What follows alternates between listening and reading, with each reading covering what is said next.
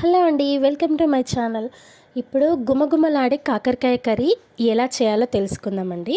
First నేను ఒక half KG కాకరకాయలను తీసుకున్నానండి. ఇప్పుడు మనం వీటిని వాటర్లో బాగా వాష్ చేసుకోవాలండి. నీట్గా ఇలా కడిగి పెట్టేసుకున్న తర్వాత దీనిపైన ఉన్న పీల్ అంతా కొంచెం తీసేయాలండి. లైట్గా తీసేయాలి, మొత్తం తీసేయకూడదు. ఇప్పుడు ఇలా తీసేసుకున్న తర్వాత వీటిని మనం చిన్న రౌండ్గా ముక్కలుగా కట్ చేసుకోవాలండి. ఇప్పుడు చిన్నగా లేతగా ఉంటే కనుక మధ్యలో ఒకటి కట్ చేస్తే సరిపోతుంది. అటు ఇటు ఎడ్జెస్ కట్ చేసేయాలండి. కట్ చేసిన తర్వాత ఈ కాకరకాయని రౌండ్గా ముక్కలుగా కట్ చేసుకోవాలి. ఇవి కొంచెం పెద్దగా ఉన్నాయండి, అందుకే నేను ఒక దాంట్లో 3 చేశాను. చిన్నగా ఉంటే ఒక దాంట్లో 2 చేస్తే సరిపోతుందండి. ఇలా చేసేసుకోవాలి మనం. ఇలా కట్ చేసుకొని పక్కన పెట్టుకున్న తర్వాత ఇప్పుడు మనం వీటిని దీంట్లో కొంచెం సాల్ట్, అదేవిధంగా పసుపు ఉంటుంది కదండి, ఈ రెండింటిని దానిపైన కొంచెం స్ప్రెడ్ చేయాలండి. ఇలా చేసేసి అలానే పక్కన పెట్టేసుకోవాలి. కొంచెం అటు ఇటు అనేసి మళ్ళీ కొంచెం వేసేసుకొని క్యాప్ పెట్టేసుకొని ఒక 2-3 అవర్స్ పక్కన పెట్టేసుకోవాలండి. నేను ఒక 2 అవర్స్ ఉంచానండి వీటిని. ఇప్పుడు మనం వీటిని 2 అవర్స్ తర్వాత ఇలా తీస్తే కిందికి ఇలా నీరు వస్తుందండి. సాల్ట్ వేసాం కదా, అందుకే ఇలా వస్తుంది. ఇవి కూడా కొంచెం మెత్తగా అవుతాయండి. అప్పుడు మనం దీన్ని ఇలా పిండేసేయాలి, చేతితో బాగా నలిపేసేయాలండి. దాంట్లో ఉన్న చేదంతా బయటికి వెళ్ళిపోతుంది అనమాట, అలా తీసేస్తే. ఇప్పుడు మనం ఇలా అన్నింటినీ ముక్కలన్నింటినీ ఇలా తీసుకొని పక్కన పెట్టేసుకోవాలి. ఇలా చేస్తే కనుక కాకరకాయ అనేది చేదనేది రాదండి, చాలా స్వీట్గా వస్తుంది కర్రీ. ఎవరు తినని వాళ్ళు కూడా ఈ కర్రీ ఇలా చేస్తే కంపల్సరీ తింటారండి. ఇప్పుడు మనం ఇలా వీటన్నింటినీ ఇలా ప్రెస్ చేసుకుంటూ దాంట్లో రసం అంతా పిండేసేయాలండి. అలా తీసేసి ప్లేట్లో పక్కన పెట్టేసుకోవాలి. ఇలా అన్నింటినీ తీసేయాలండి. కొంచెం లేతగా ఉంటే కనుక టేస్ట్ బాగా వస్తుందండి. ఈ కర్రీ చేయడం కొంచెం ప్రాసెస్ ఎక్కువగా ఉంటుంది, కానీ టేస్ట్ మాత్రం చాలా బాగుందండి. ఇలా అన్నీ తీసి పెట్టుకున్నాక రసం ఉంటుంది కదా, అదంతా తీసేసేయాలండి. ఇప్పుడు మనం స్టవ్ పైన ఒక బాండీ పెట్టేసుకొని దాంట్లో కొంచెం ఆయిల్ వేసుకోవాలండి. కొంచెం ఎక్కువగానే ఆయిల్ వేసుకోవాలి. ఇప్పుడు ఈ ఆయిల్లో ఇందాక మనం తీసి పెట్టుకున్న కాకరకాయ ముక్కలు ఉన్నాయి కదా, ఈ ముక్కలన్నింటినీ ఇందులో వేసేయాలండి. కొంచెం డీప్ ఫ్రై చేయాలండి, మరి ఎక్కువగా బాయిల్డ్ చేయకుండా ఒక 60% మనం బాయిల్డ్ చేసుకోవాలండి. వీటిని డీప్ ఫ్రై చేసుకోవాలి. ఇలా వీటిని అటు ఇటు అంటుంటే కింద మాడిపోకుండా వస్తాయండి.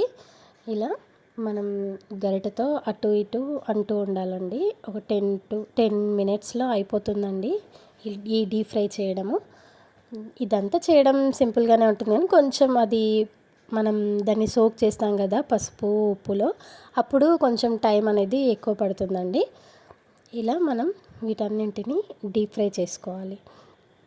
ఇలా చేసుకున్నాక మనం దీంట్లో స్టఫింగ్ ఉంటుందండి. అదేవిధంగా దీనికి ఎక్కువగా ఇంగ్రీడియంట్స్ కూడా ఎక్కువగా ఏం అవసరం ఉండేయండి. ఓన్లీ ఒక ఆనియన్ ఉంటే చాలండి, అంతే. మనకి ఆనియన్, కొంచెం ఒక 2-3 వెల్లుల్లి ఉంటే సరిపోతాయండి.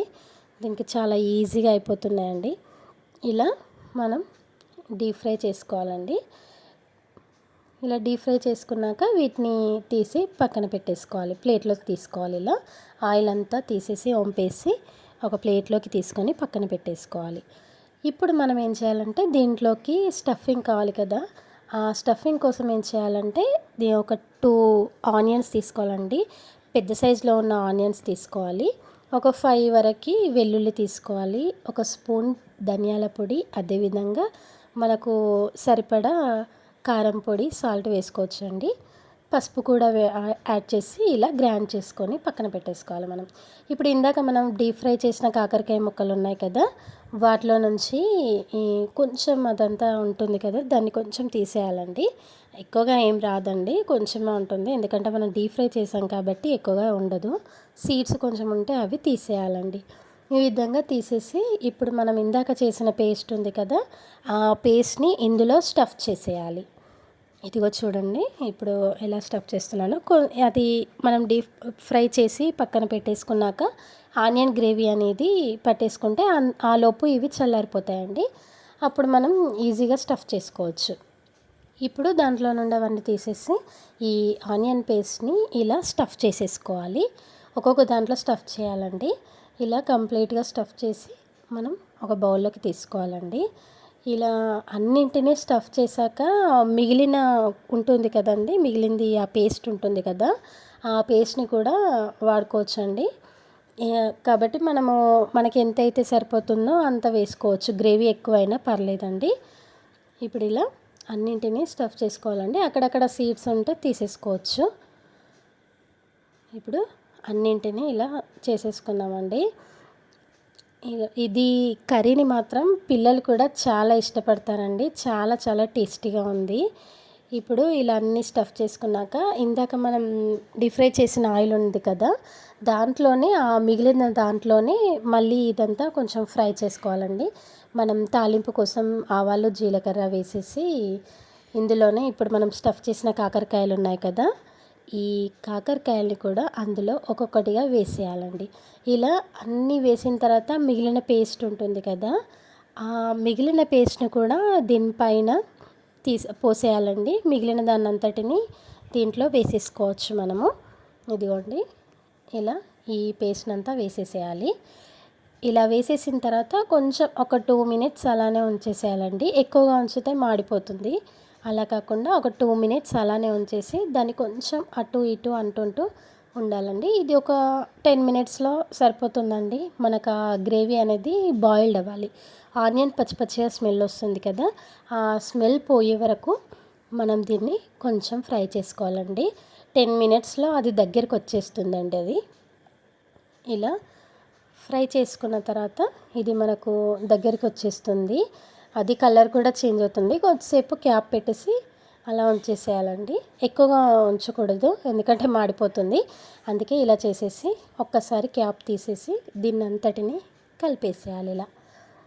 ఇలా కలిపేస్తే మనకు ఇప్పుడు కర్రీ రెడీ అయిపోయినట్టే అండి. దీనిపైన మనం కొత్తిమీరతో గార్నిష్ చేసుకొని సర్వింగ్ బౌల్లోకి సర్వ్ చేసుకుంటే కాకరకాయ కర్రీ అనేది రెడీ అండి. ఈ వీడియో కనుక మీకు నచ్చినట్లయితే నా ఛానల్ని లైక్ చేసి సబ్స్క్రైబ్ చేసి షేర్ చేయాలి, కంపల్సరీ చేయండి. థ్యాంక్ యూ అండి.